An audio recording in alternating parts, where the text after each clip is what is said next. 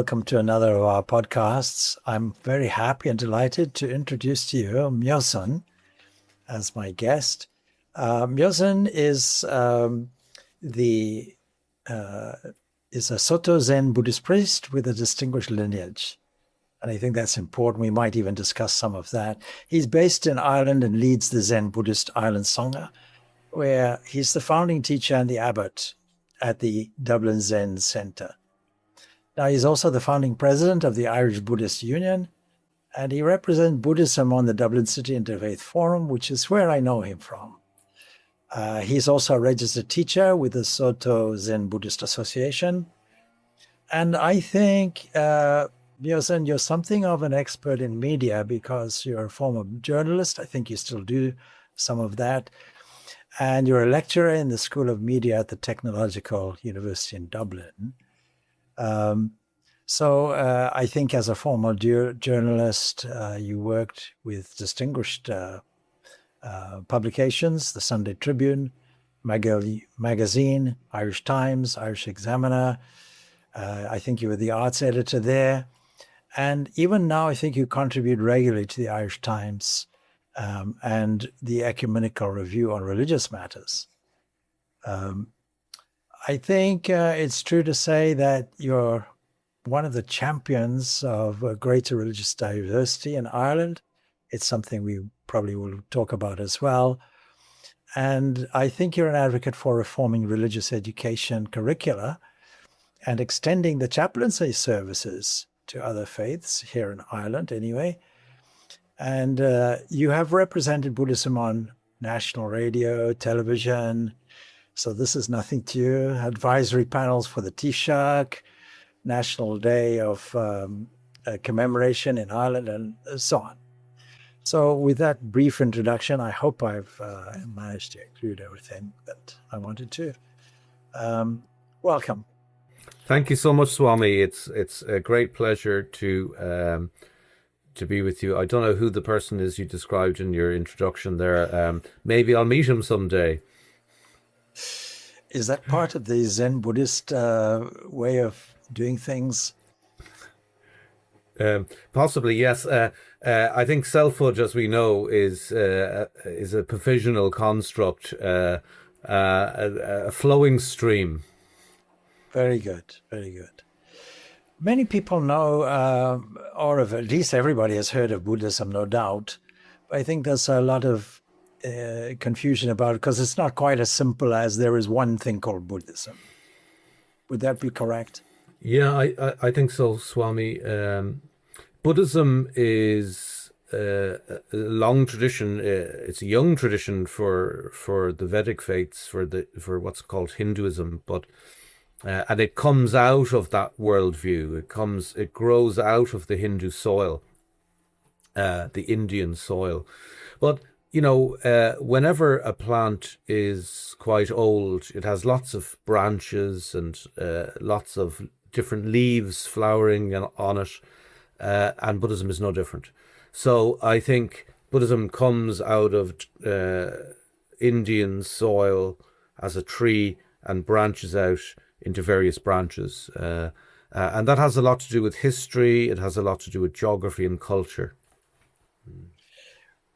And there are classically, I suppose, three main kind of derivative branches, Theravada being one, following, I suppose, the most ancient Pali canon. And then there's Mahayana that kind of develops. Many people might think that is probably closer to the original Buddha teaching because it strikes me that his teaching was available for everybody and anybody.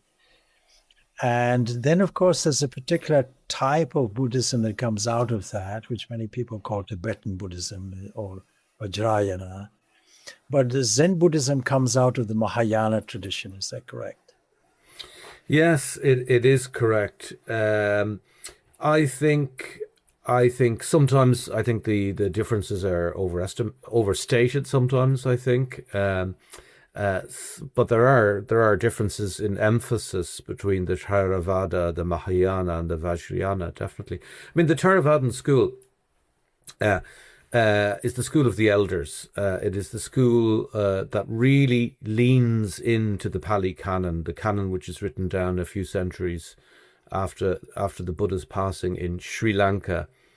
Now, there were different Pali canons, but for the Theravadan school, the version we have is the one written down in Sri Lanka.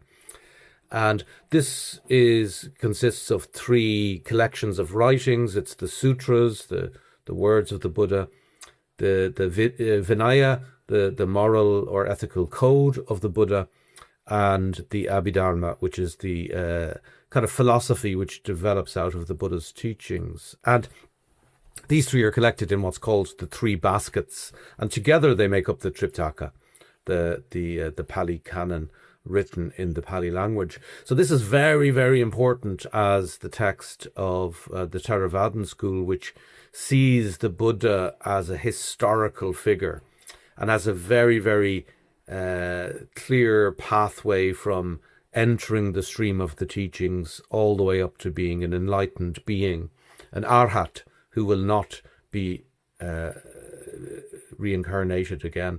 The Mahayana comes along in the 1st century before the Common Era and into the 1st century Common Era, and develops, in the same monasteries as the old Theravadan school. So you had monks making this Mahayana emphasis in the same monastic communities. In any case, the Mahayana develops and many, many new sutras are brought in, and there's a new emphasis on the Dharma being for everybody, not just... So expanding the definition of what is Sangha. The Sangha isn't just the monastic order, it is beyond that. And I like to think that the Dharma is all living beings, is the birds of the sky, the fish of the sea. That's the true Sangha.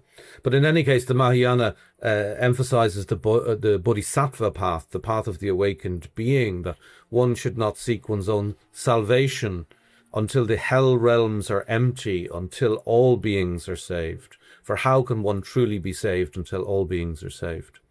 So this emphasis on the Bodhisattva path is the emphasis in the Mahayana, the great vehicle, and what used to in a derogatory way be called the Hinayana, the lesser vehicle, a term we don't use anymore, would see the emphasis on salvation for the self. The Vajrayana then sees its emphasis is on practice. It is esoteric in nature, and its practices are handed down through initiation. They're not open and transparent. The Mahayana has everything out in the open.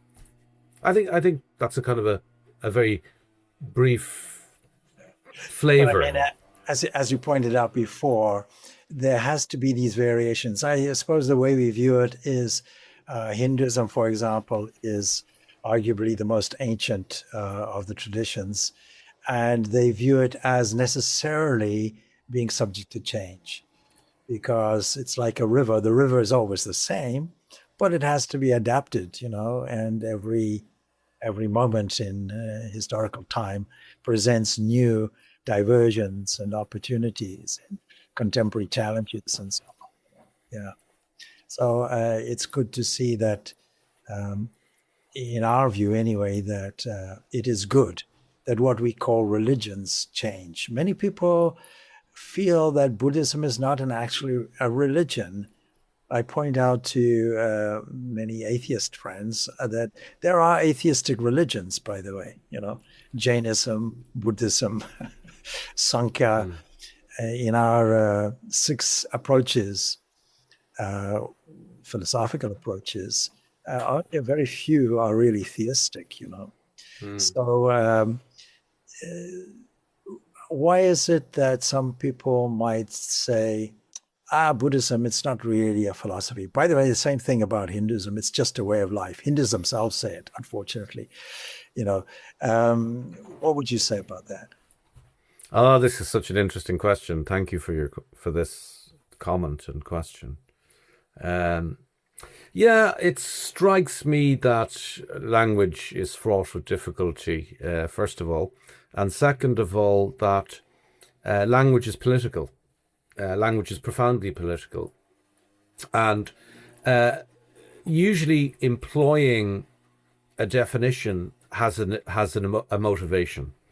So, for example, to say that Hinduism or Buddhism are not religions is, in the context of religion, trying to downgrade them. To say, well, we have a religion, but they don't have a religion. They have something like a philosophy. Yeah, in fact, they say just a way of life, you know. Yeah, it's just a way of life. Now, if I was at a convention of atheists who didn't like Buddhists, then they might define us as a religion. So there's always power at play. There's always positioning and jostling for position. And definitions tend by their nature to be reductive. So when someone says you are a religion or are not a religion, they are trying to reduce you to a formula that they can manipulate to their own ends. Yeah. I mean, this idea of competitive religion is quite a thing. You often refer to my tradition, your tradition, as the Dharmic tradition, as opposed to, let's say, Abrahamic. And what do you think, in your view, is the difference of emphasis in two kind of streams, if you want to put it that way? First of all, I want to express great humility in actually facing questions from such a great Swami, as if I had something to add. So I just want to express that this is very strange that I am presenting as some kind of authority in the company of a Swami such as yourself. So I could turn the tables and ask you the questions, Swami. Well, I'm open to questions as well. You know, this is a dialogue. So just to stimulate the dialogue, we have questions, you know, but equally you could ask me questions, no doubt. And the idea of saying that I'm this person that you mentioned, I also wouldn't recognize that either. No. But this idea of Dharmic religions and Abrahamic religions as such, firstly, kind of categorizing things, it's a kind of, in my view anyway, it's a kind of propensity, particularly in Western culture, that seems to have this necessary categorization. You're a Democrat, you're a Republican, you're Finnegan, you're this, you're that. You have to be this, but if you're this, you cannot be that. That kind of thing, you know. And so if I was to contribute a little bit toward the answer to such a question, I might say it's kind of summarized in art. That in the Eastern traditions, if you like, all the portraits are with saintly people, with Buddhas, with great saints, sages, mystics are always looking inwards. In Western religions, if we want to put it that way, it's a difficult way of saying it, the art points the eyes upwards. And so I think both are valid, of course. But I think there's a difference in emphasis, I would say. Yes, exactly. Yes. And when you have a circle, you can't understand where's A, where's B on the circle, point A, point B, you know, which came first, which didn't come first. So, but I think there is a certain contribution that both can make probably in contemporary society. And what would you say that might be? Yes, I think, well, I think that circle is very important in the Dharmic approach, understanding. It's the circle rather than the linear. And this, of course, is also an image of karma. And karma is so very important in the Dharmic faiths. And karma is an inescapable law within the realm in which we live, within the conditioned realm. And this is very different because it's a law, not a punishment. So another difference, I think, in the Dharmic versus the Abrahamic religions is if we sit down and we read the scriptures from Christianity, Judaism, and from Islam, we can see that the personal God is, first of all, a personality who shows mercy, compassion, or who punishes, and that this punishment belongs to a personal God. Whereas in the Dharmic faiths, we have the law of karma, which is not the preserve of a personality. So I think that circularity, that importance of karma, and that the ultimate is not personalized, it is beyond attributes, although including attributes. So this is an important understanding for what the world is and what is this world we are in. So this is not the lower world, and that up there is the higher world. I thought it was very interesting, your mention of art, the upward gaze versus the inward gaze. So this dichotomy is a false dichotomy, because the world, I think Platonic and Greek philosophy is very important because it feeds into Christianity, this idea that there is a realm of forms, of pure form, that is superior and separate to this form, to this plane of existence, where in fact it's all true existence. It's illusory and not illusory at the same time. How does this understanding feed into society? Well, the circularity is important in our interconnection with all beings, with the environment, and karma, rather than having a personal God that punishes us, karma engenders responsibility. So we have to take responsibility for our own ethical actions, which is different to a parentalism where we have a father God that we have to please. So this is quite important. It changes things profoundly. And also, just to finish this point, is that I think that we understand in the Dharmic faiths, and you opened with this earlier, Swami, that things are fluid and dynamic and alive. They are not chiseled into a stone pillar of dogma. So I think this is an important distinction.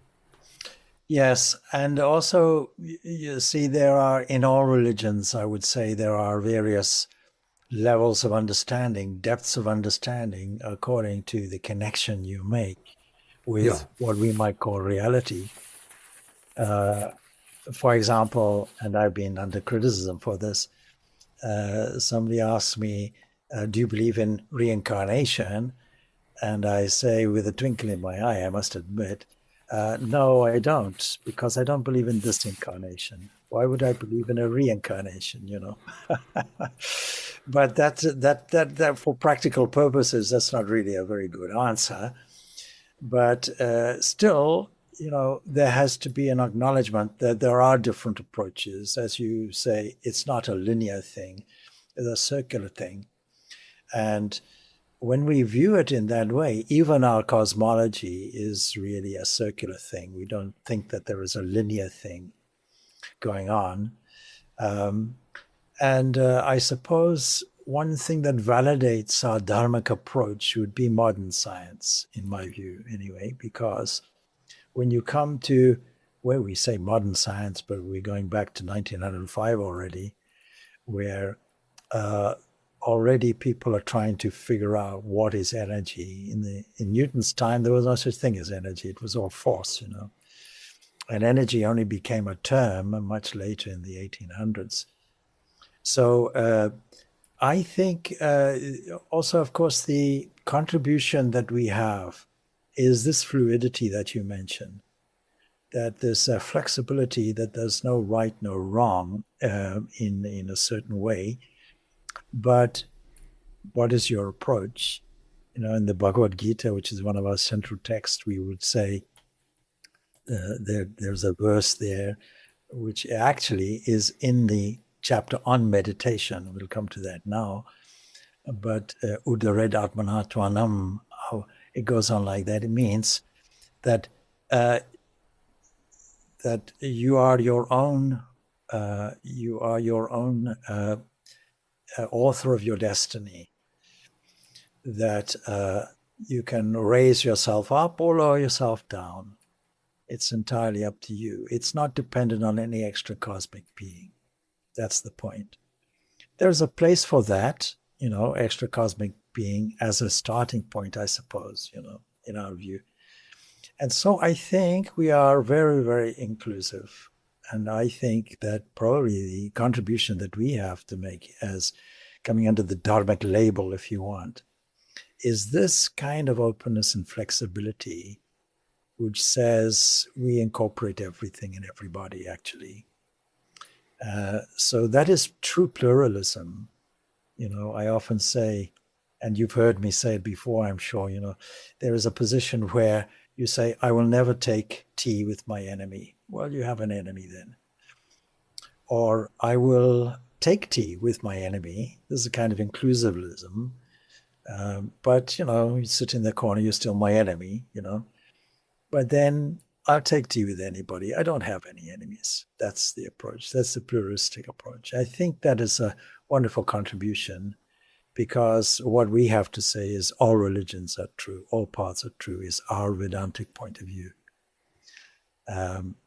The approaches may well be different because we're all constitutionally different, and we have to accept that validity of this difference, to try and put everything into the same suit, tailored suit would be a difficult thing, and leads to a lot of difficulties, as we know.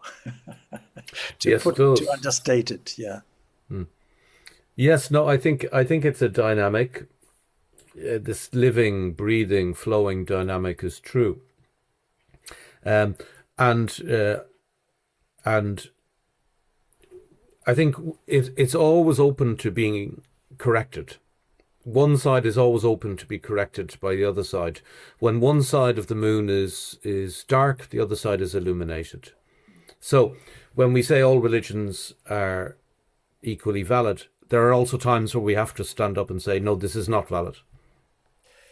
Yes, I mean, but that I would see as the surface, superficial thing. I often think of Swami Vivekananda's oft-quoted position, each soul is potentially divine, is the way he puts it. And the goal is to manifest that. Then he says controlling nature, internal and external.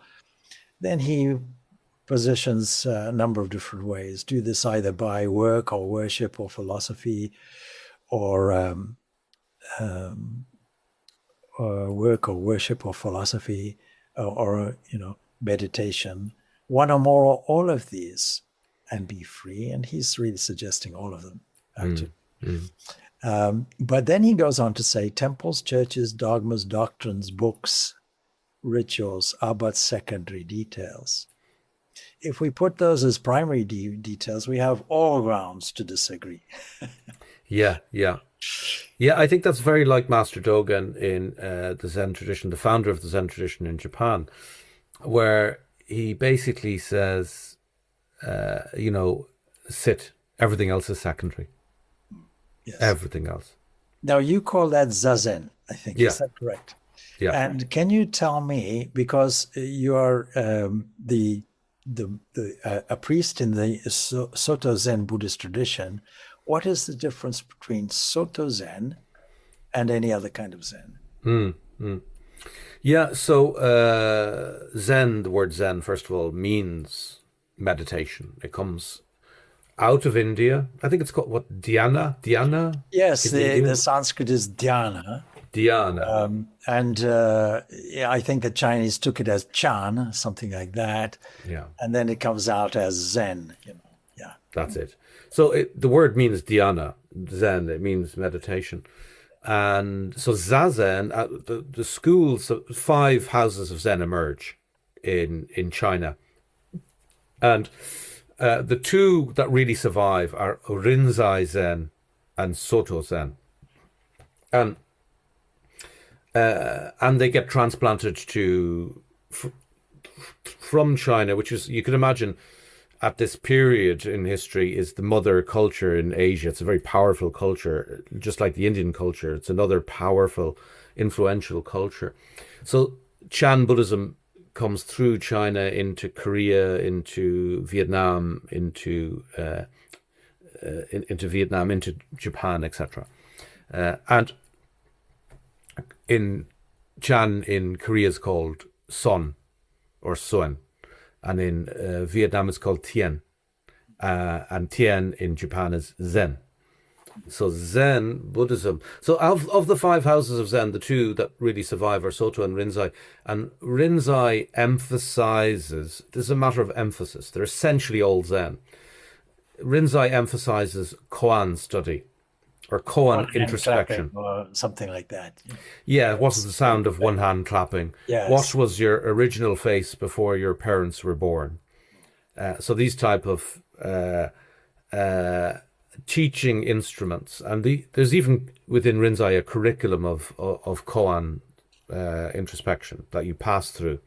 Soto Zen emphasizes shikantaza, just sitting, in a non-dualistic awareness. Yes. So Soto Zen is in China is called Saodong. It's the Saodong school. In Japan it's Soto. So our emphasis in Soto is on just sitting, is on Zazen. Yeah. And I'm going to ask you a loaded question, I suppose.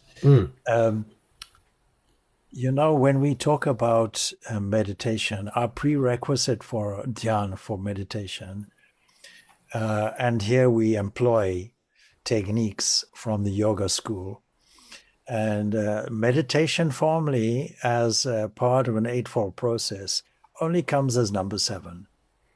In other words, all the others are prerequisites. I was impressed, I think, by and I think it came from you in a conversation previously, that even approaching the seat for meditation is a mental process, a preparation process, a preparatory process. In other words, preparing the mind for the atmosphere of sitting for meditation. But meditation in our system doesn't begin with the sitting. It begins with working waking life. And what I think you might call, we call it smarta, but what you might call mindfulness, or what has come to in the modern term as mindfulness. And so that seems to me to be reflected in walking and working in various activities. So I'm asking you this as a loaded question. Is that true? Yeah. So I mean, Zen is a complete tradition, So work in Zen is called samu, and work is very important. So on retreat, there's samu, and the ethical precepts, moral, ethical discipline and behavior are a necessary condition for practice. But there's a famous story of a Zen master who there's a series of images called the 10 ox-herding pictures in Chinese Zen, and they show the progression from a boy hearing a bull to mastering the bull, to the bull disappears, to it's the journey to enlightenment, and it's over 10 pictures with 10 verses. And there's a famous Japanese Zen teacher who was teaching the 10 ox-herding pictures, and he had all the pictures down, and he gathered all the pictures up and put them like a pack of cards together, and says, but really they're like this. Yes. So that, I think, is the Zen approach. So the Zen approach is quite different. It's closer to Mahamudra in Tibetan Buddhism or to Dzogchen.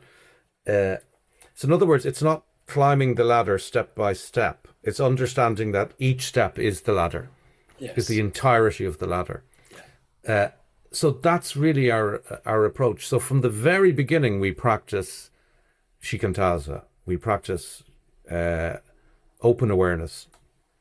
And in our daily life, we practice mindfulness and ethical conduct and behavior. So these are not separate. These are all practice. Yeah.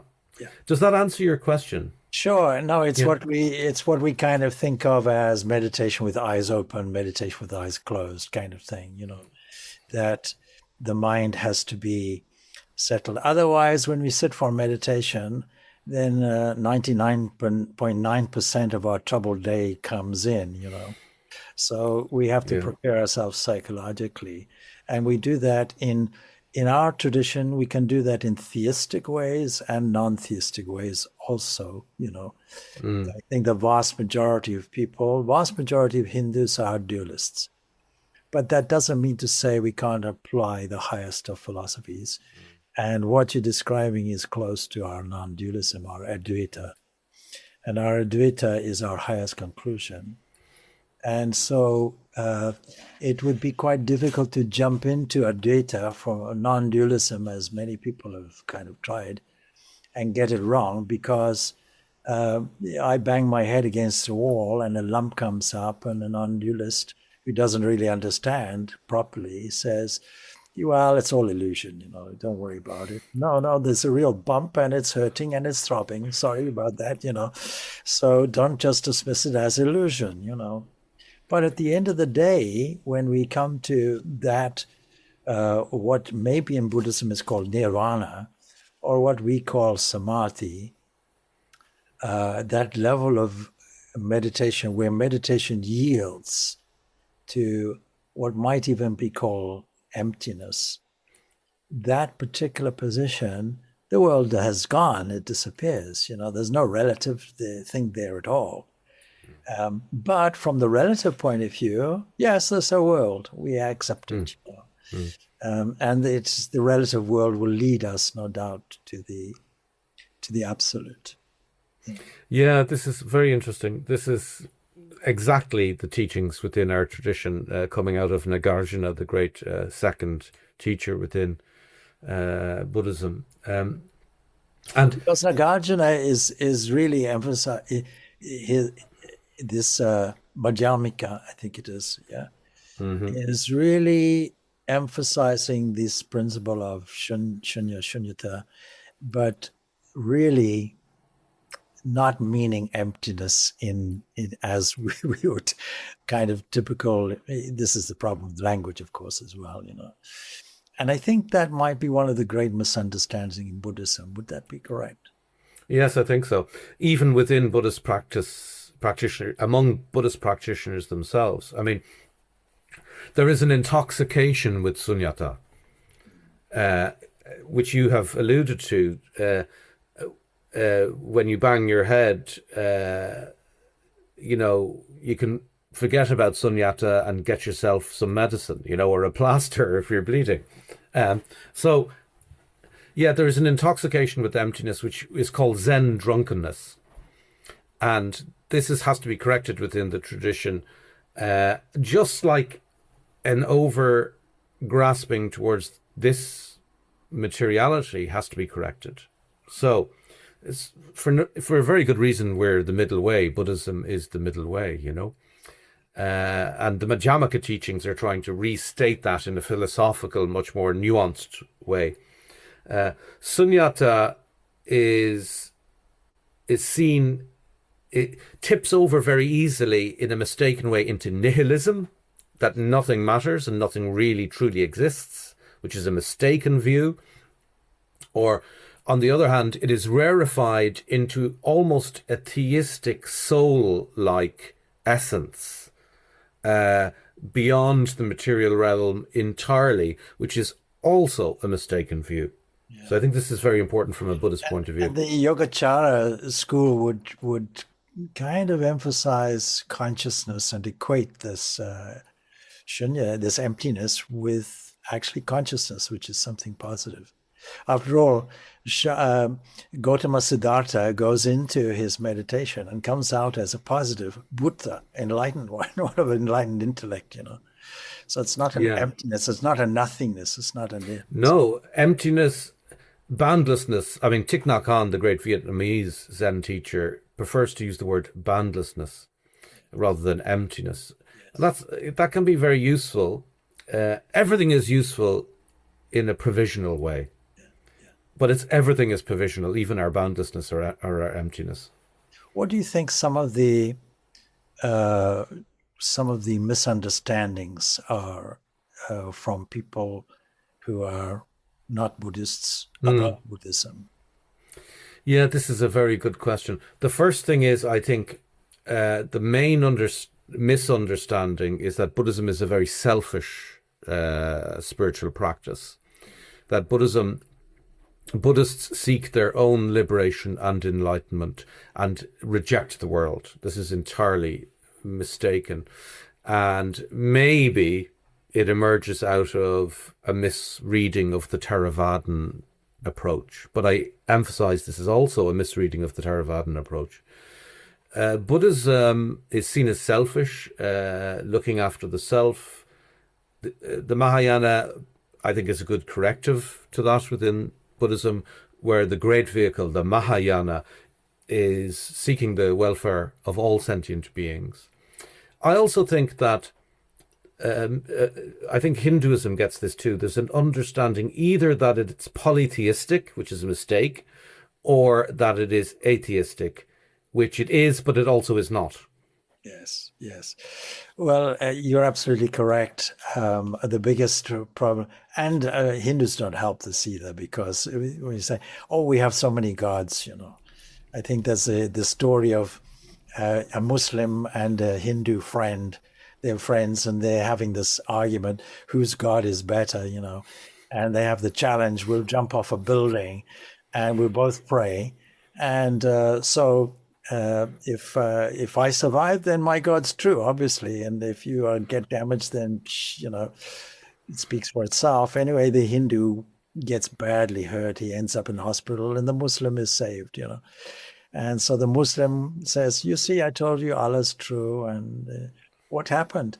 And the Hindu said, well, I jumped off the building, but before I landed, I hadn't even finished my prayers to all my gods.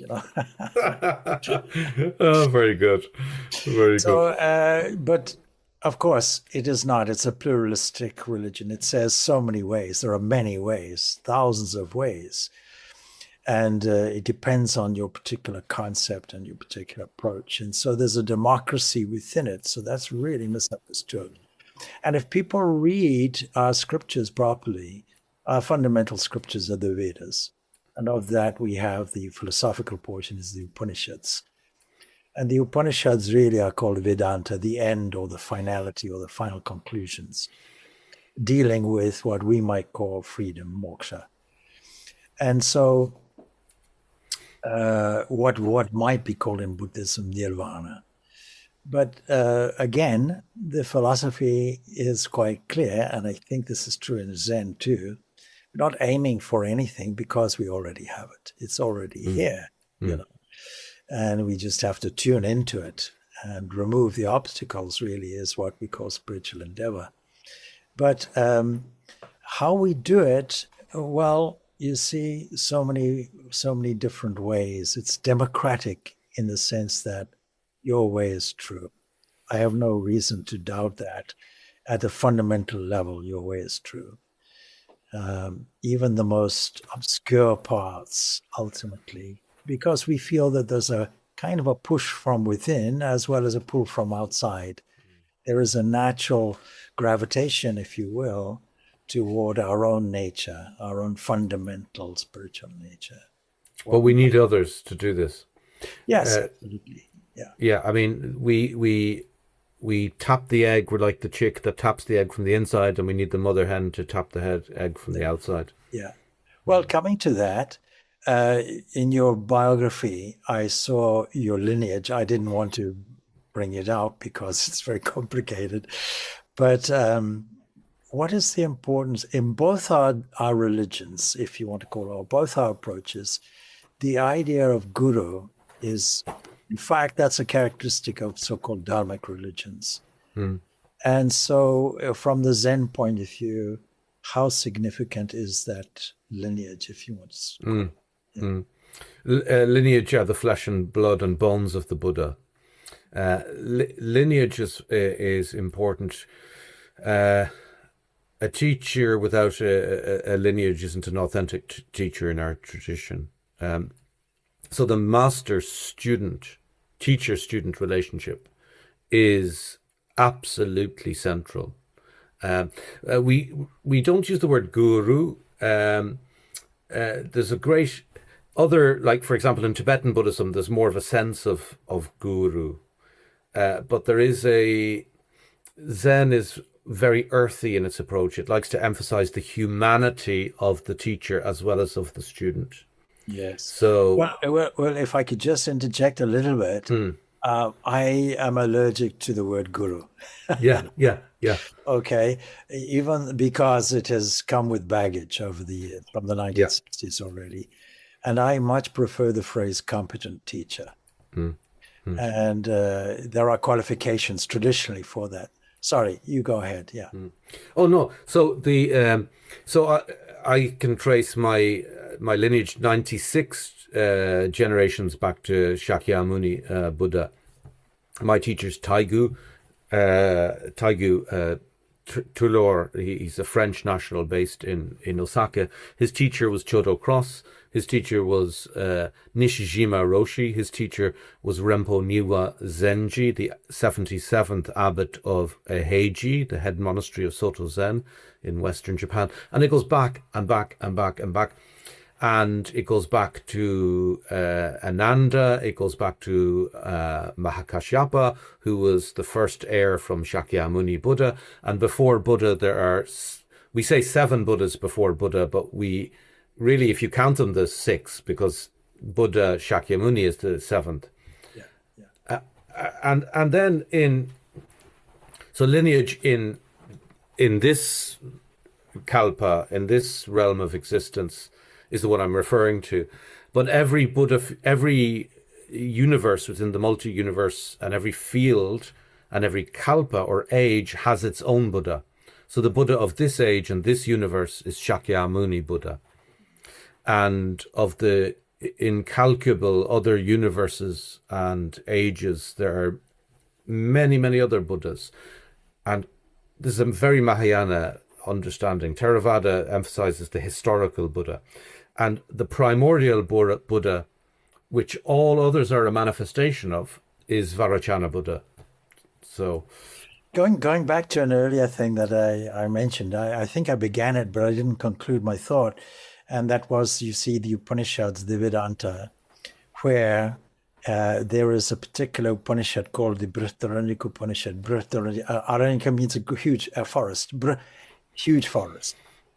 And so the question is asked to one of the sages, how many are the deities? And in typical teasing fashion, the respondent gives a certain number, but they're categories. Not being a satisfactory answer, the questioner goes again and again and again, eventually comes out as 1, you see. But people don't read that and interpret that as, polytheism, and they don't bother to go to these original texts. So in terms of this competent teacher, yes, this lineage, I often describe it like this because our own lineage, by the way, goes back to Ramakrishna, who's a mystic of the 19th century, if you call it like that. We have a lovely photograph of him, don't we? Yes, I'm sure we do. Yeah. Yes. I think so. But we have a number of all the photos of him. He is in a state of ecstasy. But of course, the monastic tradition will go back to Totapuri, the Puri tradition, which goes back, is part of the Shankaracharya tradition. And that goes back to the, let's say, we don't know, but let's say 8th century of the current era. But his teachers go back. So that is why Swami Vivekananda, the Parliament of Religions, says that we are the most ancient monastic tradition in the world. And part of that monastic tradition would have been the Sangha that Buddha would have founded, So it goes way, way, way back, because the order of sannyasins goes back, we would say in this, as you say, in this era, in this cycle, or part of the cycle, to about 10,000 years, and more probably, but we don't know. It's just Swami, how is the Buddha seen within your tradition? That's a good question, because in contrast to Buddhists who don't really see Buddha as a deity, we see Buddha as a deity. So we see Buddha as an incarnation. Now, the theology of incarnation says that it comes from what we are calling the cosmic mind. Philosophy calls it Hiranyagarbha, a golden womb, from which Garba, womb, yes, yes. But we also would say, in contemporary language, it's the cosmic Christ. It's the cosmic Logos. It's the cosmic Buddha, we also say. So that means that the cosmic balancing power from age to age manifests itself, something like the Bodhisattva idea, manifests itself from age to age in order to, where there is a Dharma in our understanding of the word. For us, Dharma comes from a Rudra, which means to hold things together in harmony, you see. So when there is obvious disharmony in an era, the cosmic mind manifests itself in order to establish Dharma again, reestablish it. And in our line of avatars or incarnations, we register Buddha as one of them. Now, So is yeah. Buddha an incarnation? Is he another incarnation of, for example, Krishna in a different time? No. No, he's the same incarnation. So the same incarnation comes as Rama, as Krishna, as Buddha, as Jesus, and that's our Okay. understanding of it. Now, I have to put a caveat there. It's not a universal understanding in Hinduism.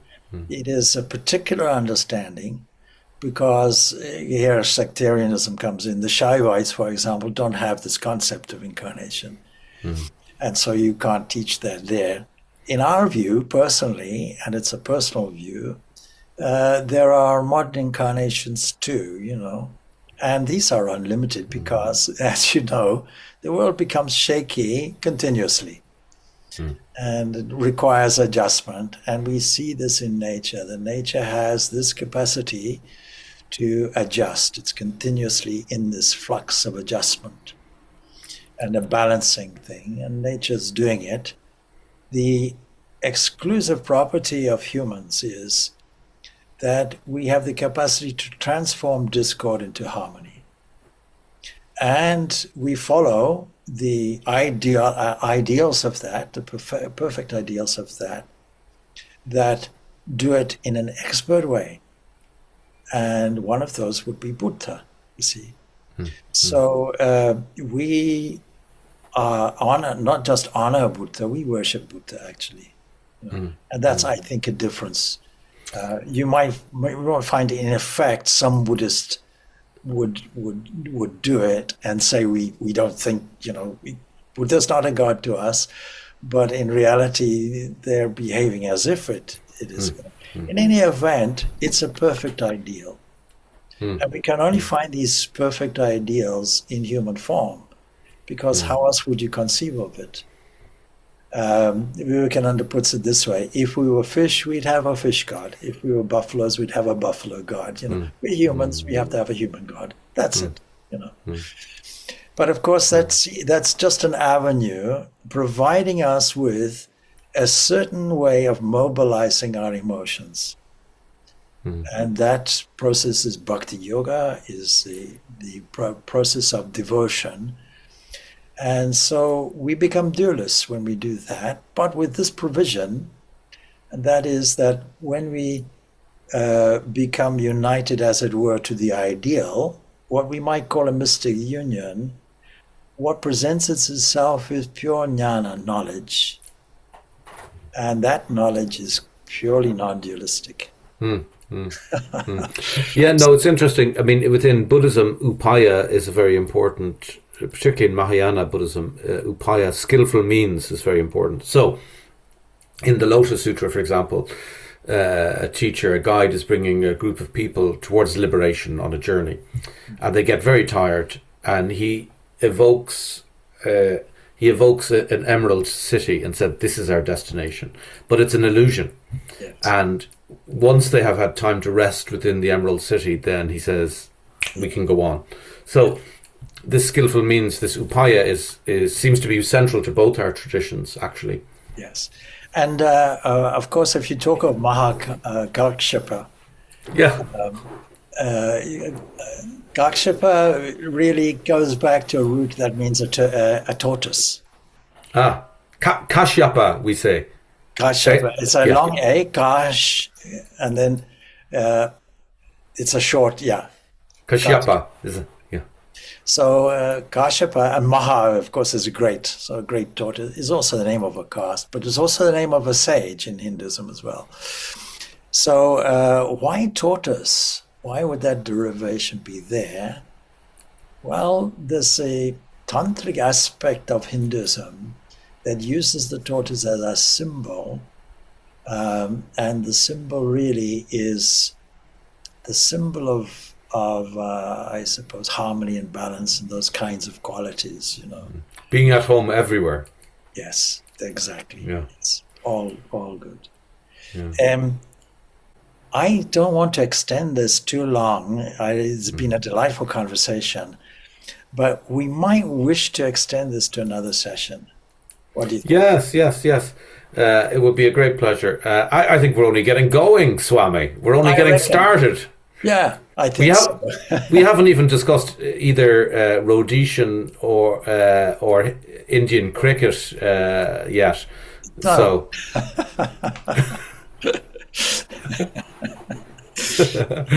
I think there's a lot for us to discuss. I think in particular we haven't really touched on. Most people view the world in a kind of negative, pessimistic way. The world has always had wars and troubles and difficulties. That's the point. There's always been a Dharma in the world.